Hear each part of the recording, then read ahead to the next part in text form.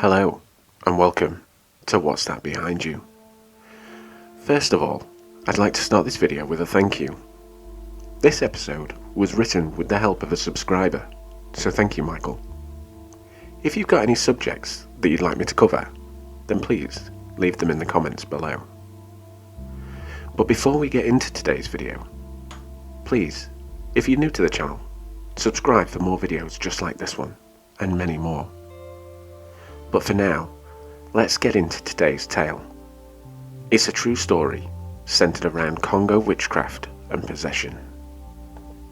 Today's tale blurs the lines between witchcraft, possession, and true crime. A West African-born couple have been found guilty of torturing and murdering a 15-year-old boy in a trial bedeviled by witchcraft, possession, and... On February the 21st, 1983, in Zaire, previously known as the Democratic Republic of Congo, Kristy Bamu was born to her parents, Pierre and Jacqueline. Following her birth, the family then moved to Paris, with Pierre opening his carpentry business, designing and manufacturing fine furniture. Later on in life, he moved himself and his wife back to the Congo to continue the business, and 13-year-old Kristy was left to live with her mother's niece, Phoebe, and her husband, Ferdinand, in Dagenham, East London. The years wasn't kind to poor Kristy. She was treated horribly, almost like a slave. Later in her life, she met Eric Bakubi through a mutual friend, and the two hit it off instantly. He was a football coach, and the relationship started off great. But that didn't last long. Unfortunately, Eric became extremely controlling, verbally abusive, and refused to let her wear makeup or even see her friends. Eric's upbringing himself wasn't what you'd call unorthodox. Throughout his life, his father taught him about a type of witchcraft called Kindoki, which was widely believed in the Congo to be responsible for child possessions. When a child is pointed out, usually by a religious leader or elder, as possessing Kindoki, steps would be taken to rid the child of the evil spirit. This includes beatings, salvation submissions, water deprivement, and continuous prayer without food. It is believed during possession that the evil spirit has taken over the child. Simple things children do are viewed as indications of Kindoki, such as wetting the bed, biting your nails, and stealing a pencil.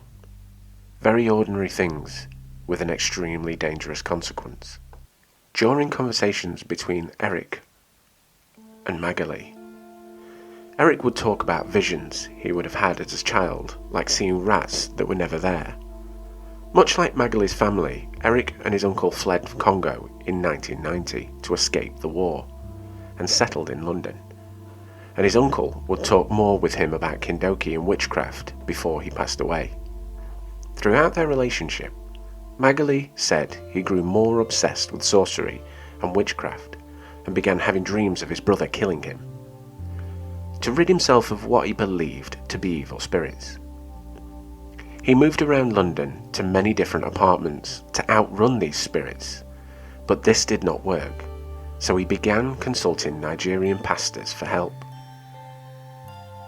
In early 2010, Eric proposed to Kristy, which made her siblings even more excited to come from Paris to London to visit the couple for Christmas. According to Kelly Bakubi, 20-year-old sister, everything started off very well for the first couple of days, but suddenly it turned sour when Eric and Kristy began accusing all 5 siblings of being possessed with Kindoki. Whilst the siblings were staying with Eric and Kristy, the siblings were made to pray constantly. They were refused food and drink, beaten, and Eric even forced them to jump out of a window to see if they could fly. Kelly said no matter how much they begged him to stop torturing them, it was clear his mind was made up, and he genuinely believed the siblings had travelled to London to kill him. Kelly and her 11-year-old sister confessed to being witches, to avoid the beatings, which worked for them. Woefully, this did not work for Christie. Christie was beaten and involuntarily wet himself. Once Eric found his underwear, he took this as a sign that Christie was the one who brought the Kindoki into his house, and began to focus on him, even encouraging the other siblings to join in. They were forced to restrain Christie, whilst his sisters Magali smashed bathroom tiles on his back, hit his hands with a hammer, and used knives to cut all over his body, and used pliers to mutilate one of his ears. For 3.5 days, this torture continued, resulting in 130 separate injuries. On the 4th day, Christmas Eve, Christie was begging and pleading for his sister Magali to just let him die. Eric began forcing the siblings to clean the blood from the apartment whilst playing loud music and screaming at them. This led to a noise complaint from a neighbour, but the complaint was never followed up. Eric made a call to Pierre and Jacqueline, telling them Christie was possessed, and if they did not come to Christie, he would kill him. At first, the parents were in disbelief, but they suddenly began panicking, trying to organise a rental for a 6-hour car journey from Paris to London. Whilst the parents made the journey, Eric and Magali forced all 5 children into the bathtub and started hosing them down with icy water as a cleansing ritual. As a result of the 3.5 days of torture, along with sleep deprivation and 130 injuries, Christie was mentally and physically exhausted. And on the 25th of December 2010, his head slipped under the water. The couple called the ambulance, and the paramedics arrived at the scene, taking him to the hospital to try and resuscitate him, but he was already gone. Police had failed him on this point, but was there a chance in 2008 when someone else could have caught them out? Naomi Ilongu and her boyfriend stayed with the couple 2 years prior to the murder in 2008 and was accused of being possessed due to her biting her nails. The 3 days that they had stayed with them, Eric refrained her from eating and sleeping. He and Magali would sit and pray with her. Her hair that was previously down into the middle of her back was forcibly cut to receive the Kindoki blessing, hoping to rid her of the Kindoki. Luckily for Naomi, with the help of Magali, she called her mum to rescue her, and she was able to get away. Unfortunately for Magali, this resulted in punishment for allowing her to leave, and Eric forced her to eat off the floor and gave her a black eye. Following on from this mental and physical abuse, Magali went to stay in a women's refuge. During her time in this refuge, Eric was relentless in his journey to get Magali back. He sent her love letters and spoke to her nearly every day. Unbeknownst to her family, who were happy for the split, 3 months later, Eric and Magali got back together. They moved into the manor house where the murder happened and got engaged. Eric had proposed. This brings us back to 2010. Christmas Day, paramedics all around the house. They have collected poor Christie, took him to the hospital, and upon finding 130 separate injuries, they reported this to the police. The police took Eric and Magali into custody. All of a sudden, things didn't seem so bright. The importance of possession and witchcraft were not the only beliefs.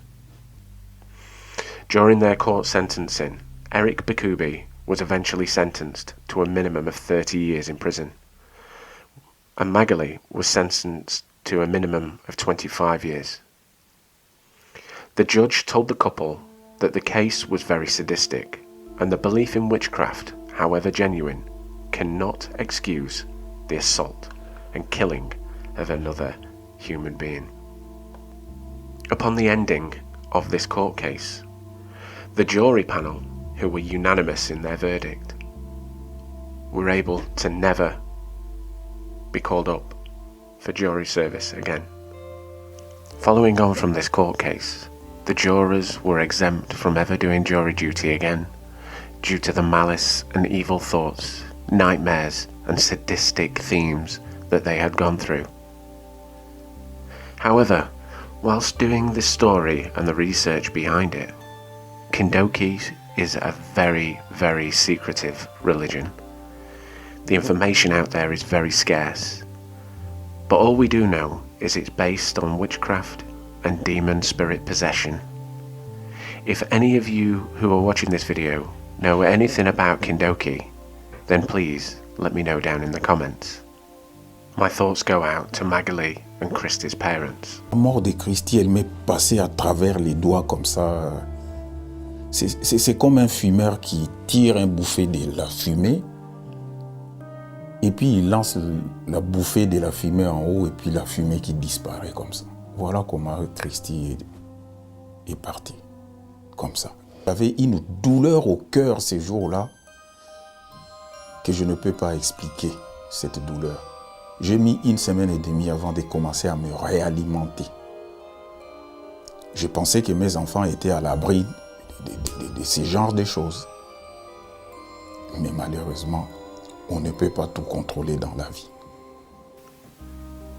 Losing both children, one through the actions of Eric, and two for following Eric.